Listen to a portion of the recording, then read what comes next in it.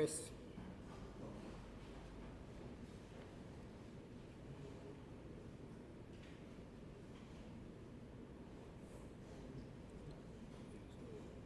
Good afternoon, members of the press, distinguished guests, students and fellow citizens of Ghana.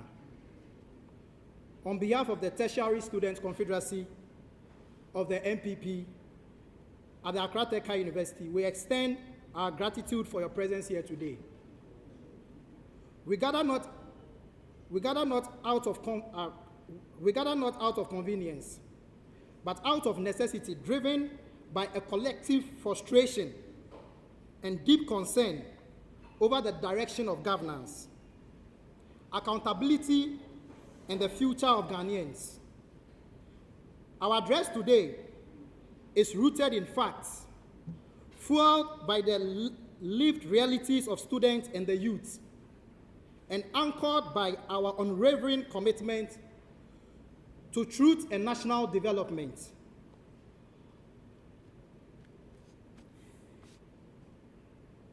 In the run-up of the 2024 general elections, President John Dramani Mahama, beyond the 200-page manifesto, shared a 120-day contract social document in which he pledged to deliver several interventions within his first 4 months as president. May 5th, 2025, marks the 120th day of his administration. And as part of our promises projected, your first 120 days has been uninspiring, and we, the youth of the New Patriotic Party, believe the troubling matters are getting more. On the matter of democracy, the president is taking intended or unintended roots at the core of Ghana's democracy.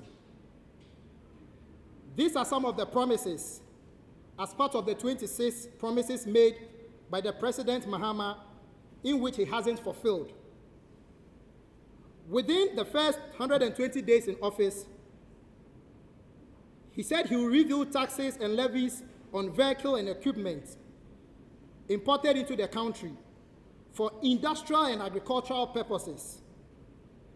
There was no mention of plans to implement such promises in the 2025 budget presented by the Finance Minister. I'll first start by the broken promises on free tuition, 1,100 students and persons living with disabilities. In a much publicized move, the government announced the allocation of 499.8 million Ghana cedis to support first-year students in public tertiary institutions under a no academic fee policy.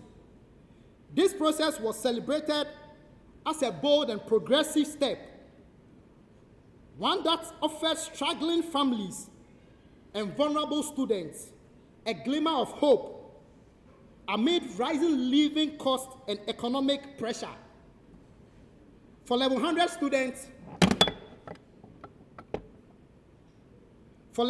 students, especially those from the economically disadvantaged backgrounds, the promise of free tuition brought relief. Many enrolled in the universities with the understanding that the government's support would cover their academic fees. Acting in good faith, these students took loans, delayed other financial commitments, and made painful sacrifices, all with the belief that help was on its way. But months have passed, and the financial support remained phantom promise.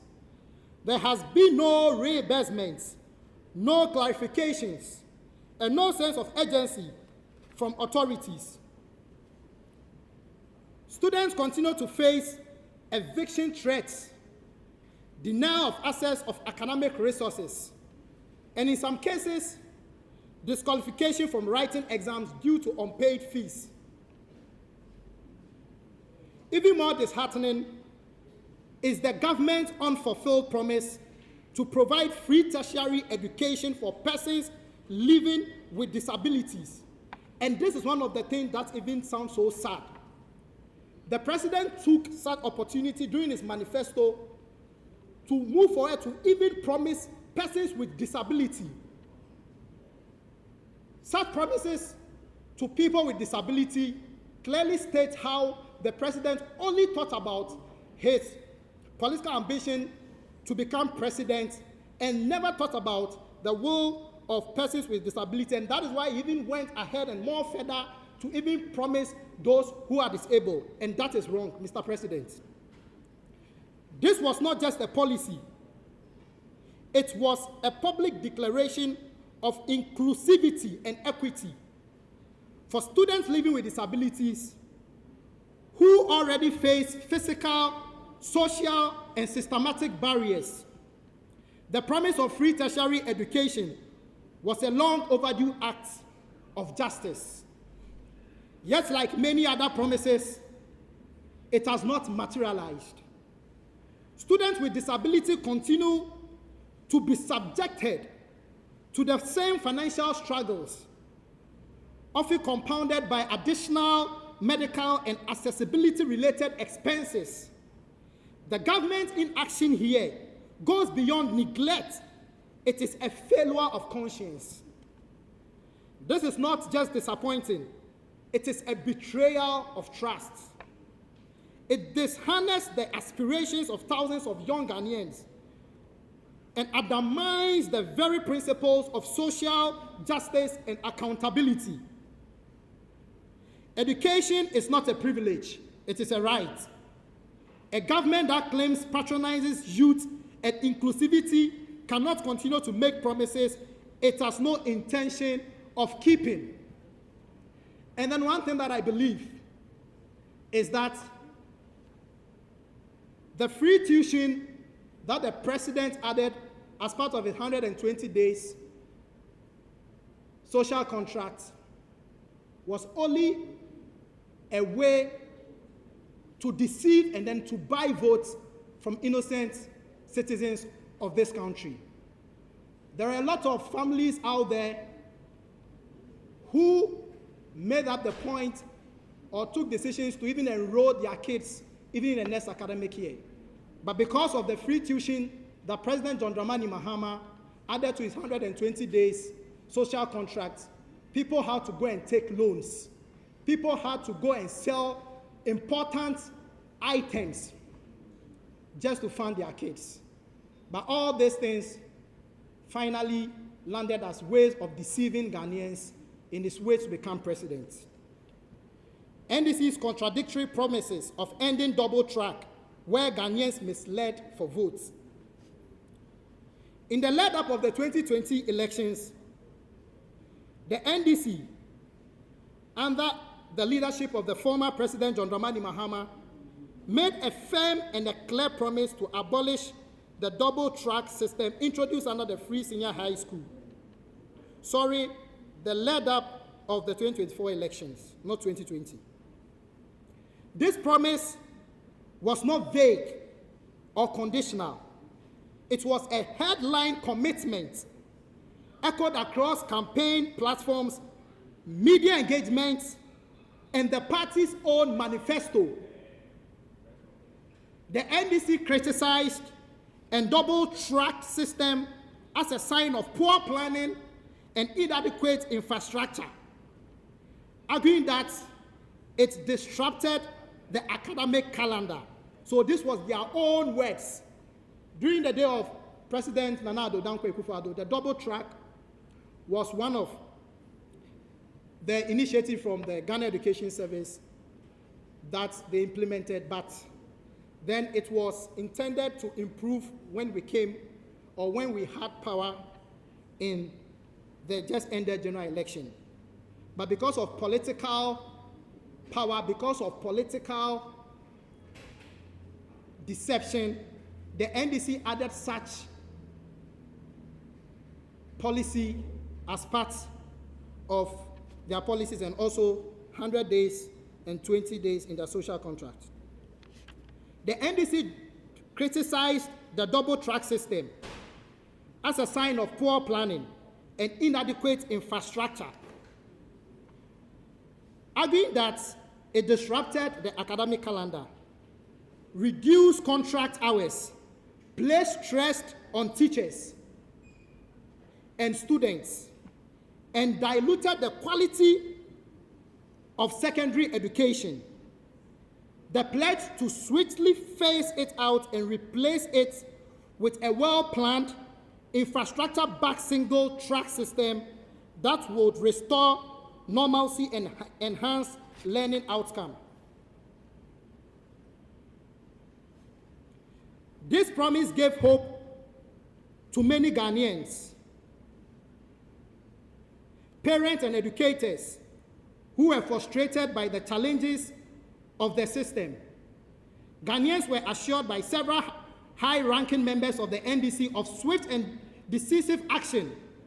Johnson Esiedu Nketia, the then General Secretary and now the Chairman of the NDC, confidently told Ghanaians the system would be ended within the 90 days of the NDC assuming office. That was in 2020 general elections.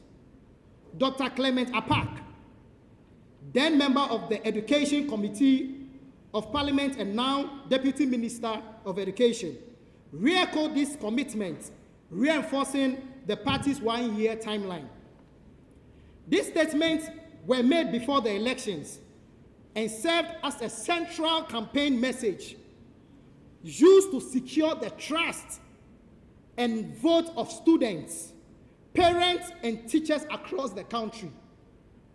However, post-elections, the tone and the timeline have drastically shifted. Recently, the Honorable Haruna Idrisu, the Education Minister, stated that the double-track system will now be phased by 2027. This is a total deception into power. The youth of Ghana have totally been deceived by the National Democratic Congress. And we as the youth will stand to make sure we make them accountable to each and every policy that was stated in their manifesto. We cannot be misled, we cannot be deceived, and we are rising as youth to protect our rights and to protect whatever that is due us.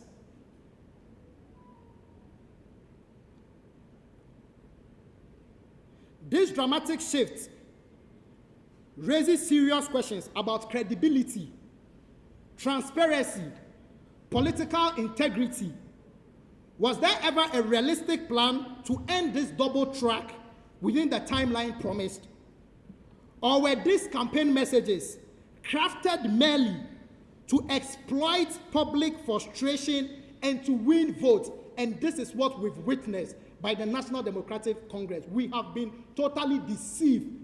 120 days of deception, 120 days of sorrow, 120 days of full deception.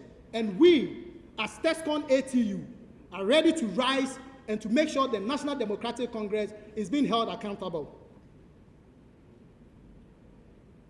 Doomsor, how long must Ghanaians wait?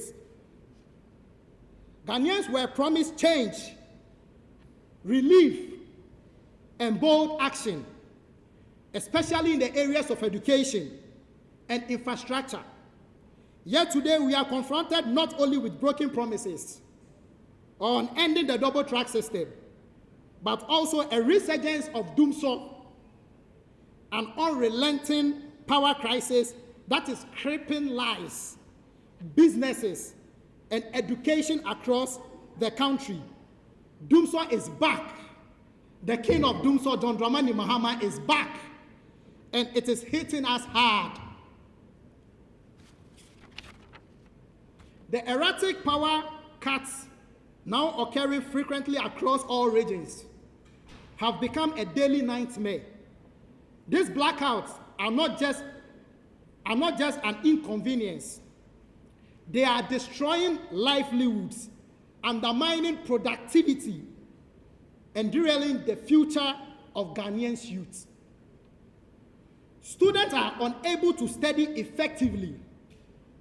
In an age where most academic research and assignments require stable internet and electricity, Dumsor is turning libraries into dark rooms, and that is so funny, and rendering online learning impossible.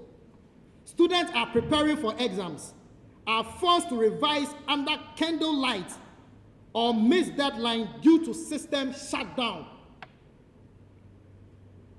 Youth entrepreneurs and small business owners, especially those in digital services, saloons, cold stores, printing shops, and welding, are losing money, client opportunities.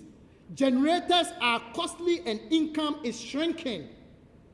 That is the effect of Dumsor back under the administration of President John Dramani Mahama.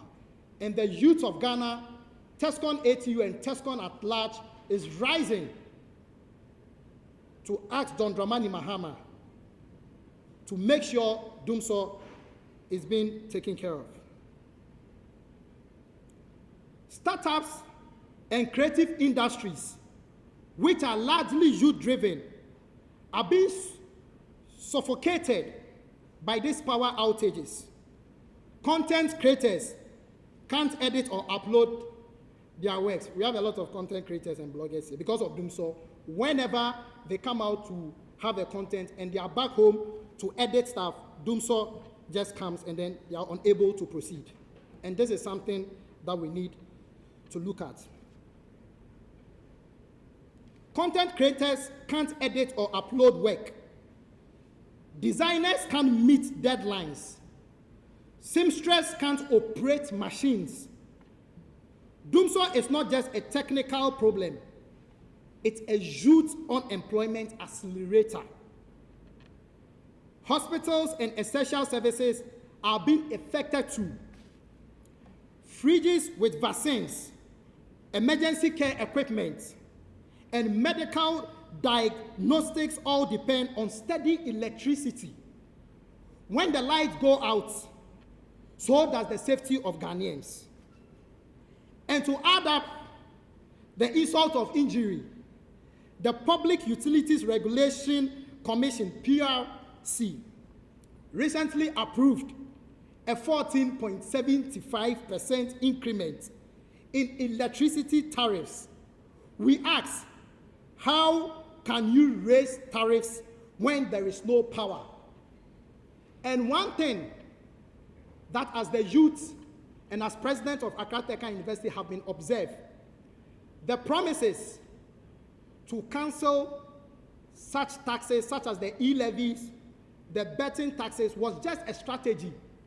And this strategy, watching Honorable Samuel Oku made in a statement that such taxes that were cancelled was as a way to accumulate and to increase it, putting a burden on electricity and water. So looking at his calculations or looking at the taxes that were cancelled, when you sum all up, it is even more lower than what we're experiencing. That is the 14.75 increment on electricity combined. We have been deceived. The government continues to deny, to deflect, leaving citizens in dark, literally and figuratively. Our message to the president is that fix it now. We call on President John Dramani Mahama and his administration to stop silence, spin and blame games. The time for excuses is over. The Ghanaian people are suffering, and the youth are losing faith in the very institution meant to support them. We demand a public load shedding timetable so citizens can plan their lives and businesses.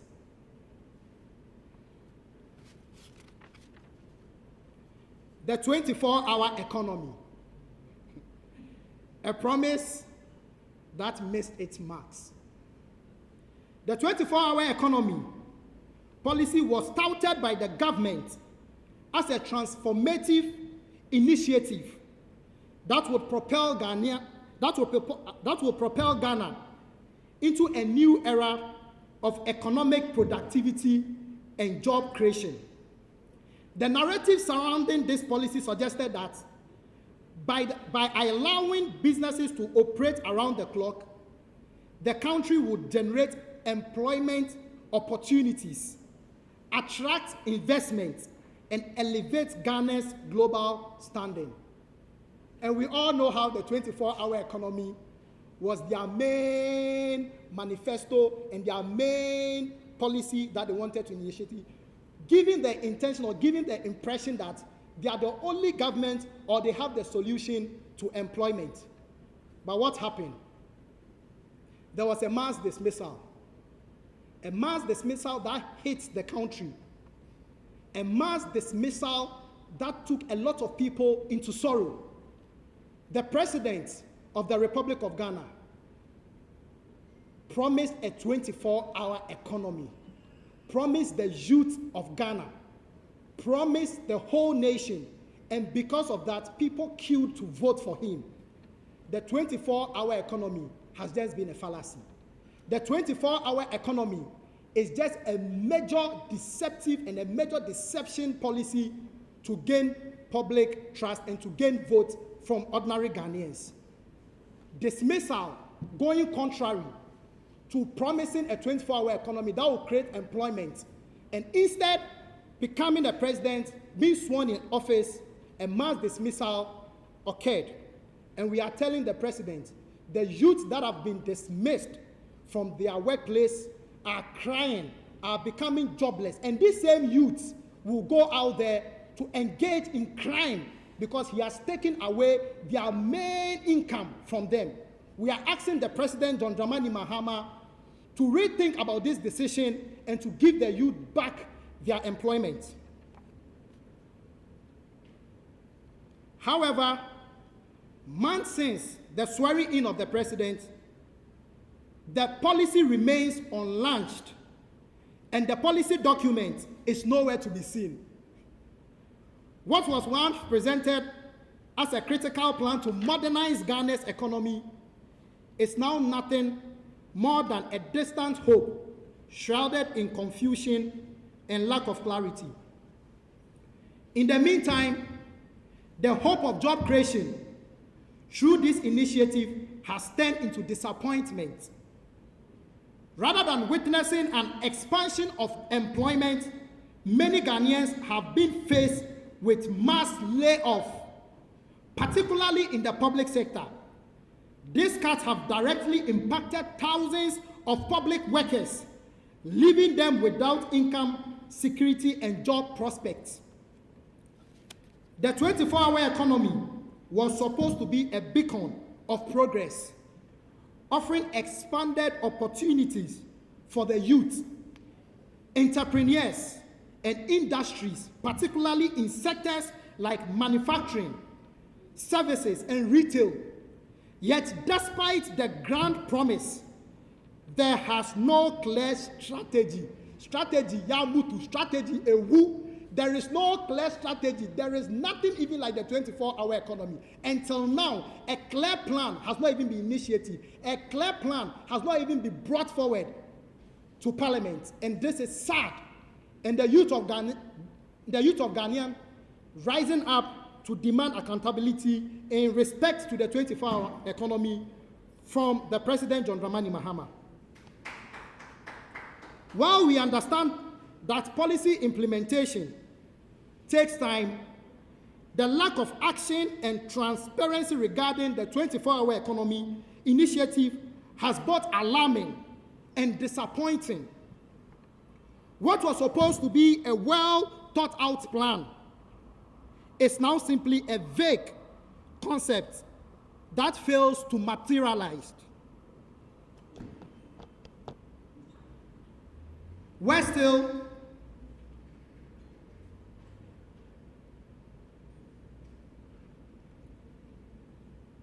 while we understand that policy implementation takes time, the lack of action and transparency regarding the 24-hour economy initiative has been both alarming and disappointing.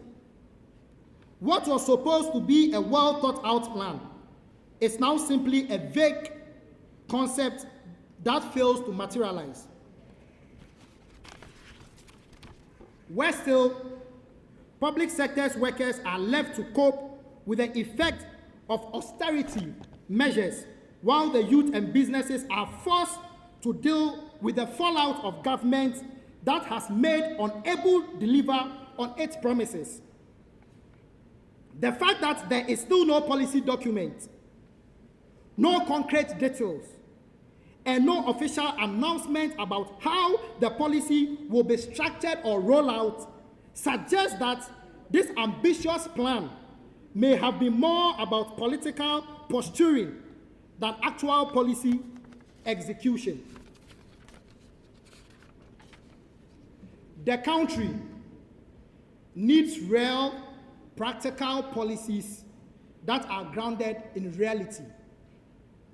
The 24-hour economy policy, as it stands, is a far-fetched dream that has failed to provide any roadmap or tangible benefit to the people it promised to help.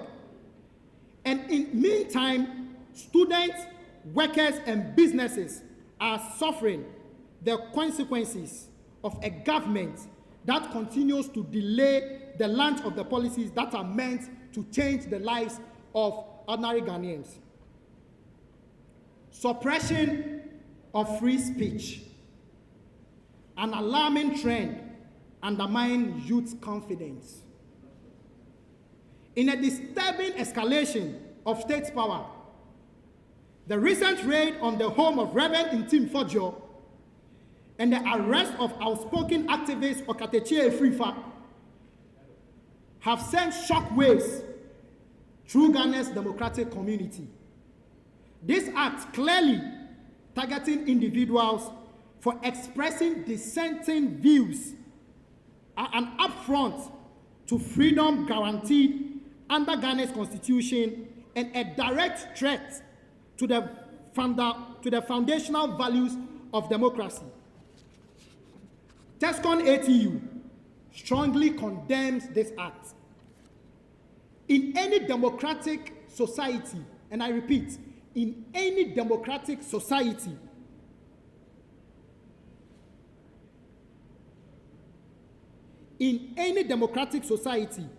free speech, dissent, and whistleblowing are not crimes. These are never crimes. They are livelihood of accountability and civic participation.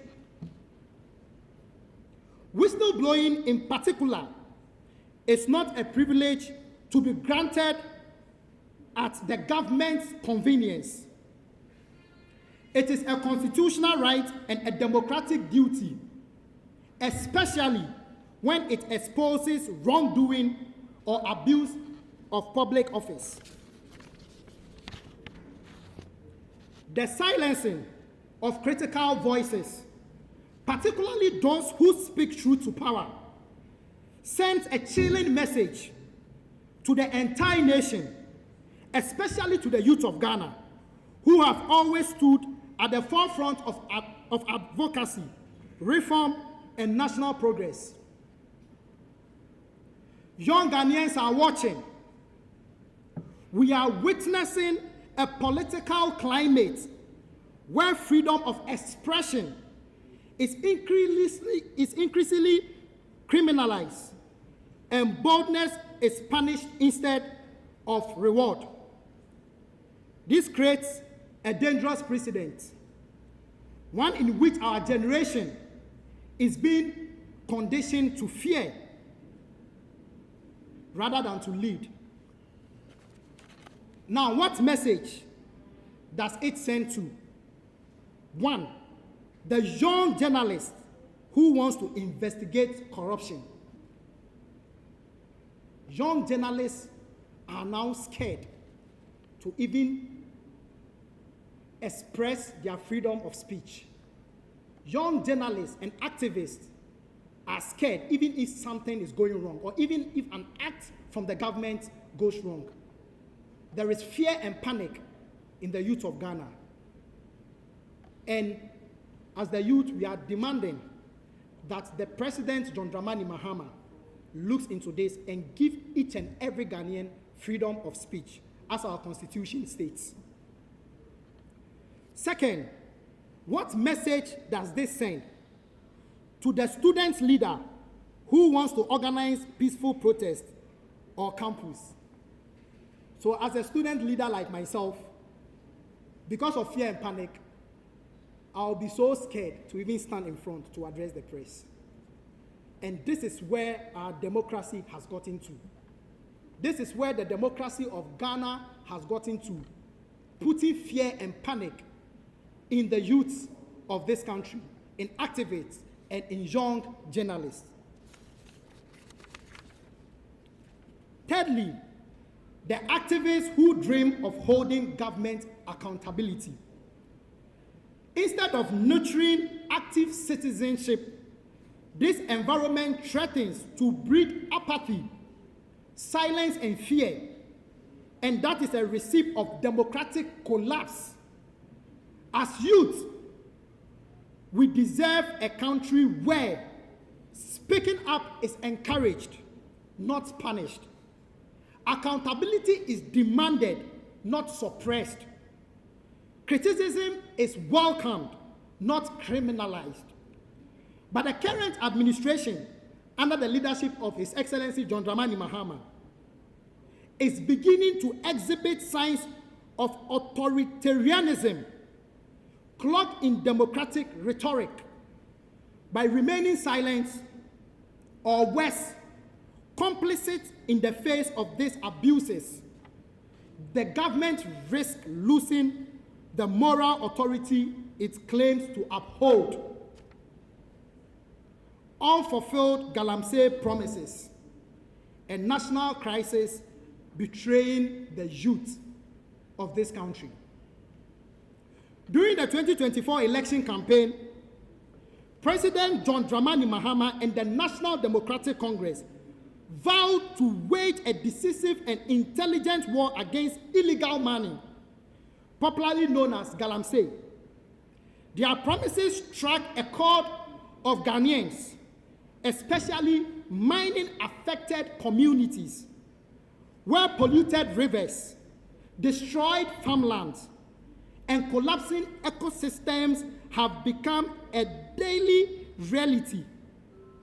Yet 4 months into the administration, the silence and inaction to speak louder than any promise on the campaign trail, let us be clear, is worse than ever.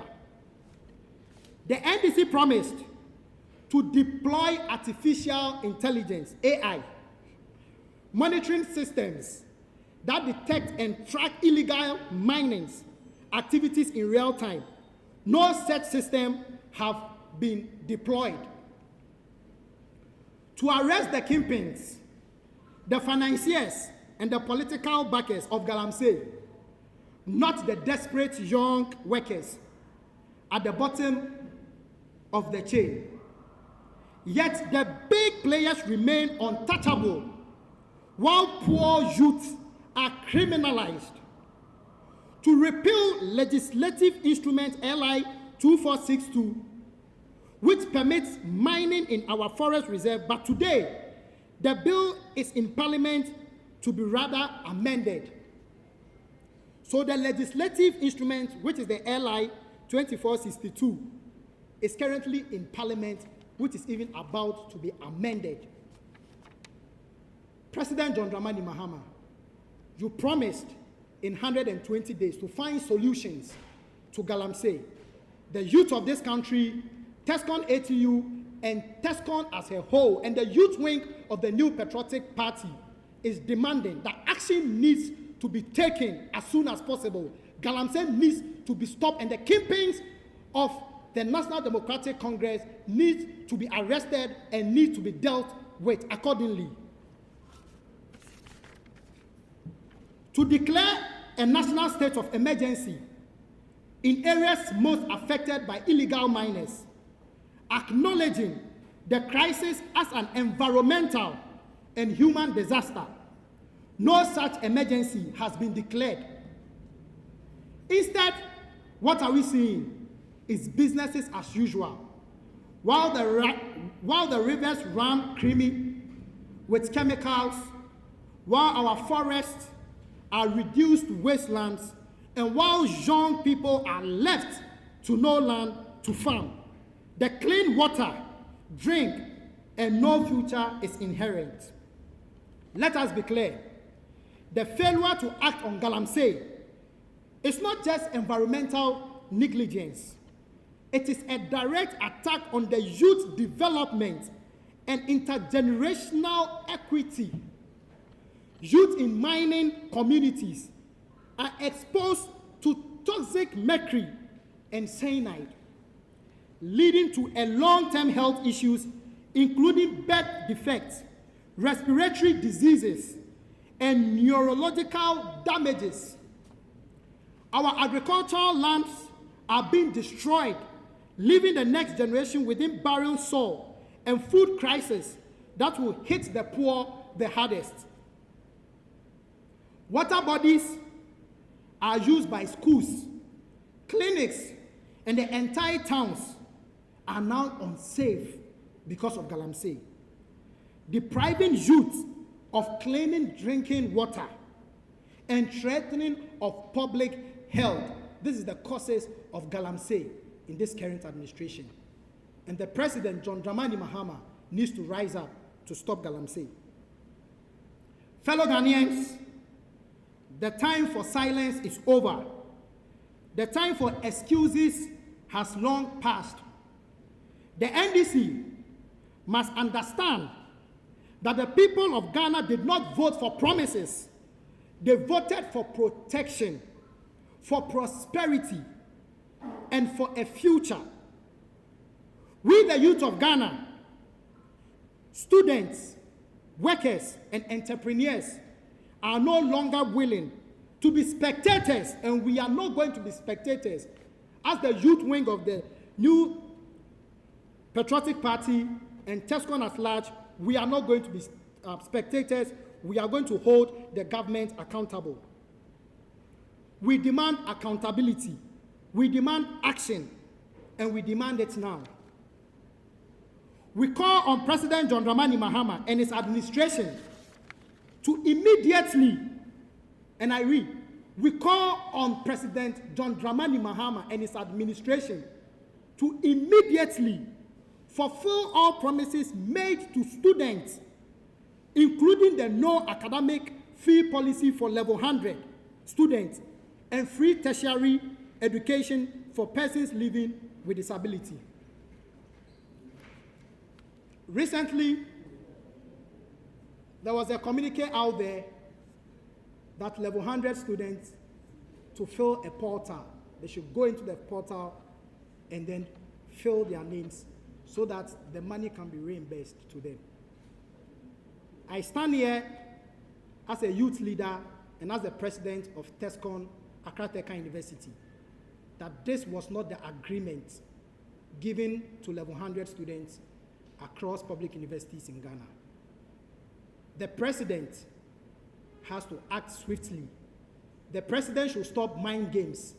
The president should just go straight to the point. If level 100s are not going to receive a refund of their fees, it should go straight to them.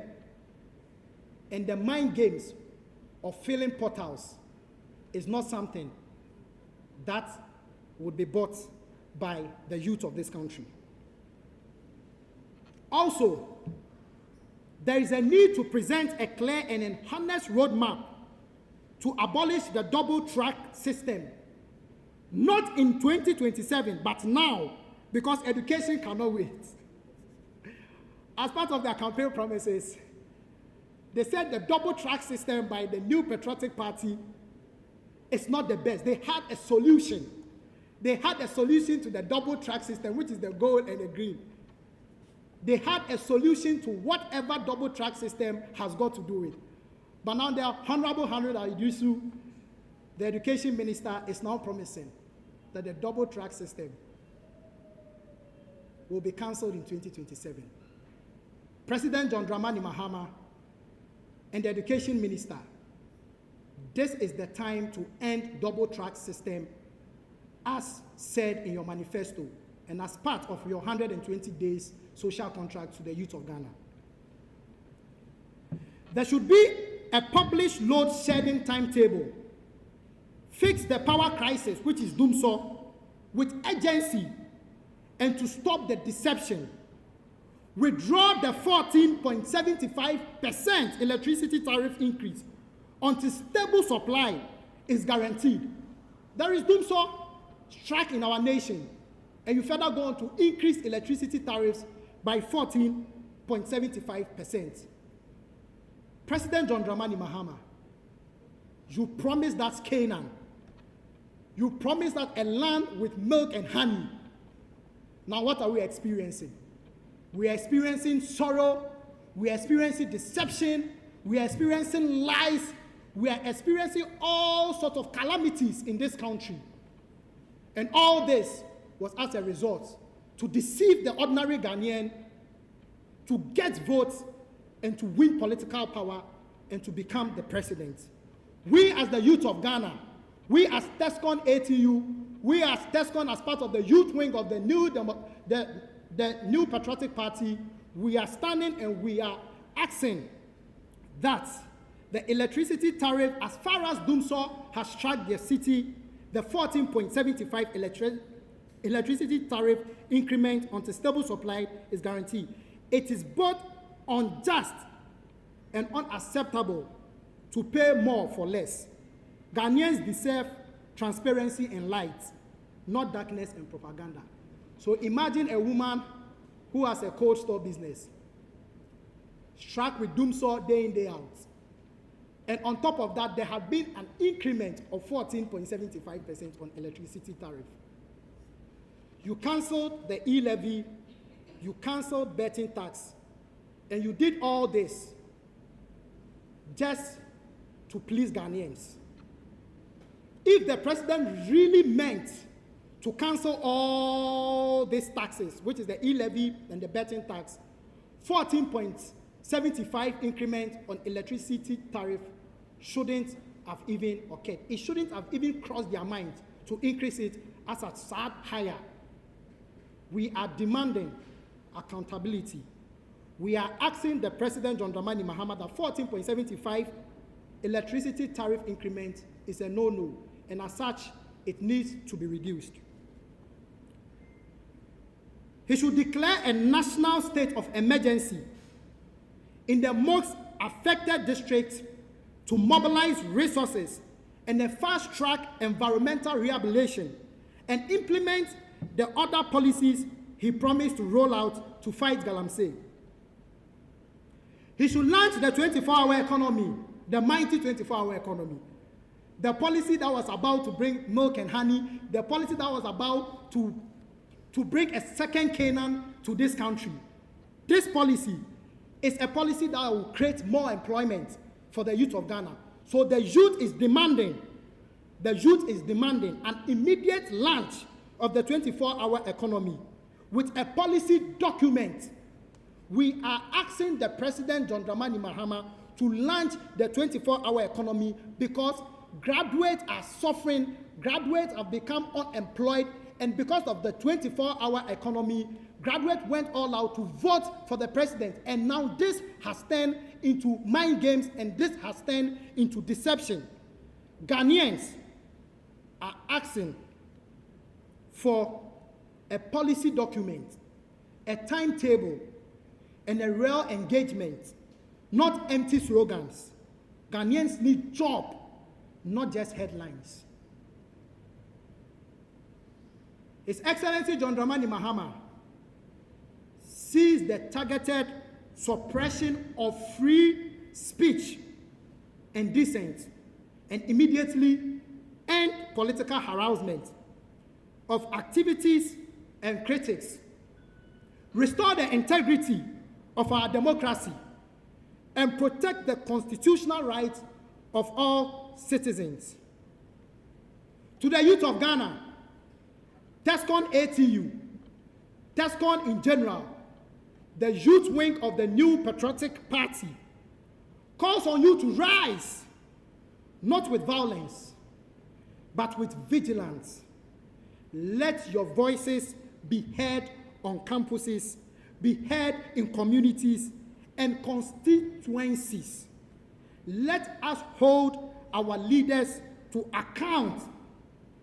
Let us organize, let us mobilize, and demand the country we deserve. We must stand together for truth over propaganda, service over slogans, actions over excuses, freedom over fear. We are the generation that will not be silenced. We are the generation that will not forget. And we are the generation that will shape Ghana's tomorrow by demanding today. Fix the promises, His Excellency John Dramani Mahama. Fix the power, fix Dumso, fix the system. Reinstate every employment contract that have been given to the youth. And also, the youth are watching, and we are not going anywhere. Thank you, and may God bless our homeland Ghana and make our nation great and strong. Thank you very much. Omai Yahumai. Please, I want this song. Omai Yahumai.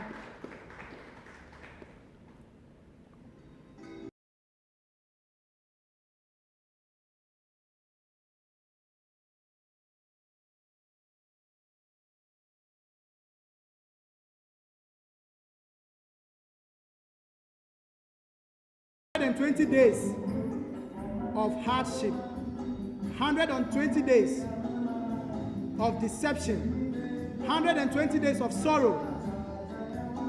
The youth of this country are asking the president that this first 120 days, you have disappointed us. We are in sorrow. We are heartbroken. President John Dramani Mahama, the youth is asking you that please and please, we ask you come to our rescue. Thank you very much, the press. Thank you very much, Ghana. Thank you very much, Tescon. Thank you very much, the youth wing of the New Patriotic Party. God bless you and God bless our homeland, Ghana. Thank you.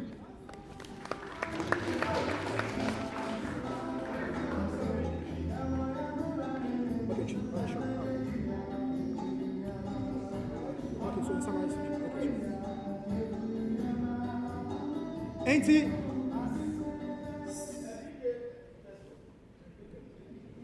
Enti may summarize bibia wo twi mu 120 days emrantie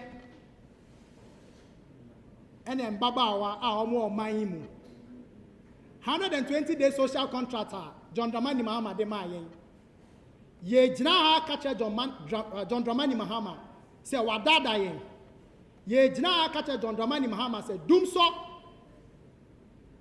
ewo 2016 mu wasanso de ababiem Galamsey ye fi se oba obetwa so Galamsey edaso koso na ono a ne nkrofo e na omo daso ye Galamsey ye gina ka che John Dramani Mahama se youth no omo oman ni mu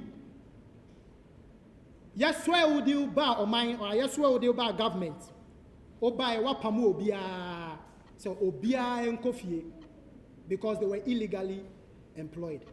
John Dramani Mahama, yesrao pa ye nyawjidie eninti na yeto abane ma ho. Yesrao. Sorry na ye adwuma no. Ghanaians ye jiwudi eninti na yeto abane ma ho. Memba be dada ye. Memfa ya adwin di agro. Memfa ye nyes chemists. Mem promise ye Canaan. Na men maye hardship. Ye jina catch John Dramani Mahama say wadada yen 120 days as president.